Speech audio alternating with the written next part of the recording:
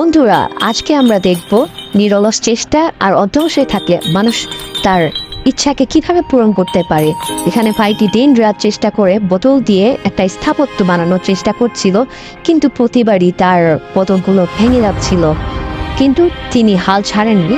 তিনি বারবার চেষ্টা করেছেন, বারবার লেগে থেকেছেন এবং একসময় তার এই প্রচেষ্টা তাকে তার সাফল্যের মুখ দেখাতে সক্ষম হয়েছে। এই যে দেখুন, সে তার অনেক চেষ্টার পর তার স্থাপত্যটা বানাতে সক্ষম হয়েছে এবং তার এই জেগে থাকায় তার এই সাফল্য চাবিকাঠি। তাই আমরাও কোনো কাজে হার মানব না, আমরা প্রতিনিয়ত চেষ্টা করে যাব। যতক্ষণ না আমরা সেটা সাকসেস দেখতে পারি, আমরা সেটা করে যাব।